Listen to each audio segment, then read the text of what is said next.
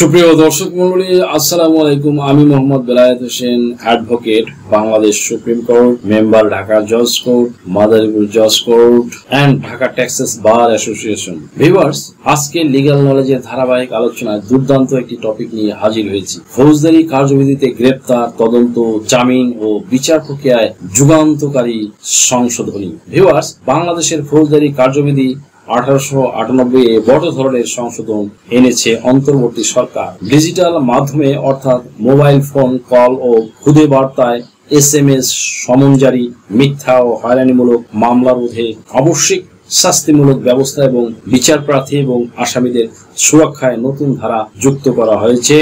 10 August 2025 আইন মন্ত্রণালয়ের legislative ও সংসদ বিষয়ক বিভাগ ফৌজদারি কার্যবিধি 1898 অধিকতর সংশোধন কল্পে প্রণীত অধ্যাদেশের গেজেট প্রকাশ করেছে। সংশোধিত বিধানগুলোতে গ্রেপ্তার, তদন্ত, জামিন, বিচার সহ পুরো প্রক্রিয়ায় বেশ কিছু মৌলিক পরিবর্তন আনা হয়েছে।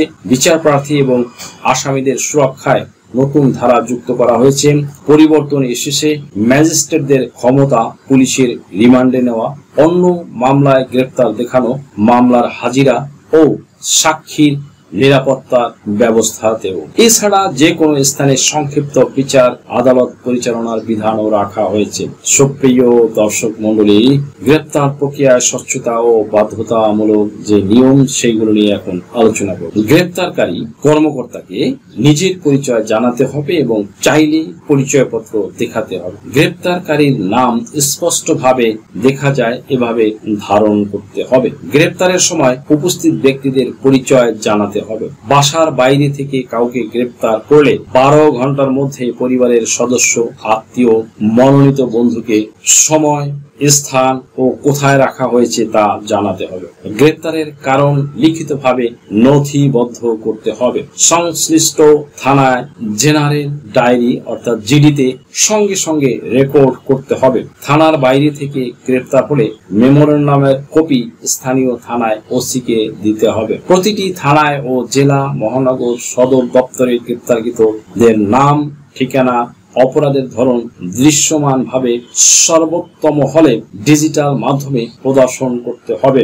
জব্দ তালিকার কপি গ্রেপ্তারকৃত ব্যক্তির পরিবারের কাছে দিতে হবে। পরোয়ানা ছাড়া গ্রেপ্তারের শর্ত কঠোর। আমলযোগ্য অপরাধের বিনা পরোয়ানায় গ্রেপ্তার করতে হলে পুলিশকে প্রমাণ দেখাতে হবে যে ব্যক্তি পুলিশের সামনেই অপরাধ করেছে।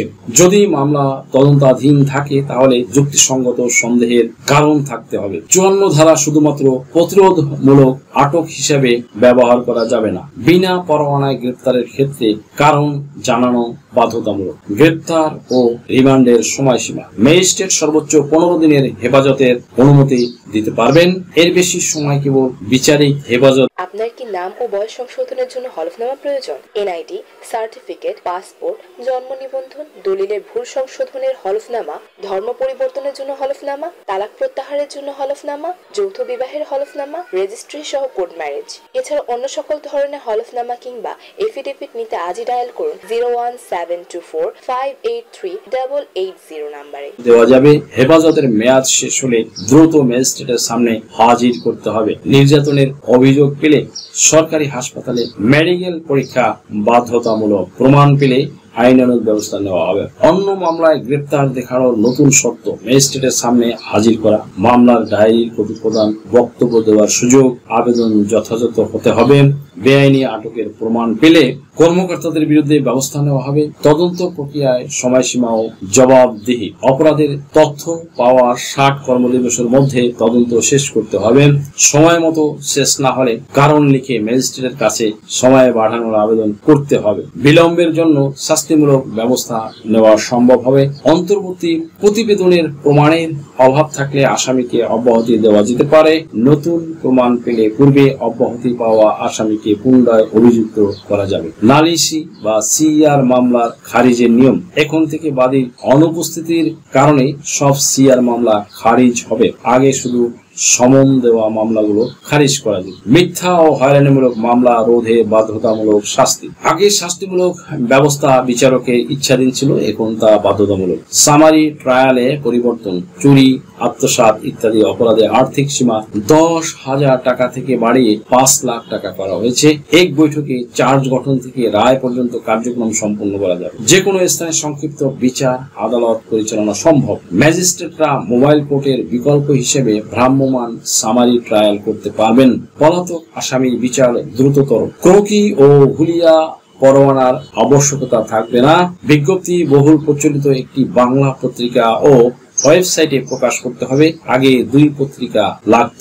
বেআইনি সমাবেশের মামলা এখন আপোষযোগ্য। ধারা 143 আপোষযোগ্য করা হয়েছে। আদালত বা জেলা লিগ্যাল এইড অফিসে আপোষ প্রক্রিয়া সম্পন্ন করা যাবে। আপোষ চুক্তি আদালত নথিভুক্ত ও বাস্তবায়ন করবে। বেত্রাঘাত শাস্তির বিলোপ। ধারা 396 সংশোধনের মাধ্যমে বেত্রাঘাতের শাস্তি বাতিল করা হয়েছে। ব্যক্তিগত হাজিরা শিথিল ও সাক্ষ্য গ্রহণের নতুন বিধান। জামিনপ্রাপ্ত আসামি তদন্ত প্রতিবেদন শুনানি পর্যন্ত ব্যক্তিগত হাজিরা থেকে অব্যাহতি পেতে পারেন। আসামি অনুপস্থিত থাকলেও আইনজীবী সাক্ষীকে জেরা করতে পারবেন। সাক্ষী সুরক্ষা ও খরচ প্রদান। আদালত সাক্ষী ও ভুক্তভোগীর সুরক্ষায় প্রয়োজনীয় আদেশ দিতে পারবে। সরকারি আদেশ দিয়েই সাক্ষীর খরচ প্রদান সম্ভব হবে। গুরুতর আঘাতের মামলায় জামিন অযোগ্যতা। ধারা 325 এখন জামিন অযোগ্য। গুরুতর জখমের ক্ষেত্রে অস্ত্রের ধরন বিবেচনা করা হবে না। আইনজীবীরা বলছেন, ফৌজদারি কার্যবিধি ধারা 325 আগে জামিনযোগ্য ছিল। ভোঁতা অস্ত্রে হাত পা ভাঙ্গা বা চোখ কান হারানোর মতো গুরুতর আঘাতের ক্ষেত্রেও আসামি সহজেই জামিন পেত। প্রাথমিকভাবে 326 ধারায় মামলা হলে জামিন পাওয়া কঠিন হতো, কিন্তু পরে অস্ত্রের প্রমাণ না পাওয়া গেলে আসামি সুবিধা পেত।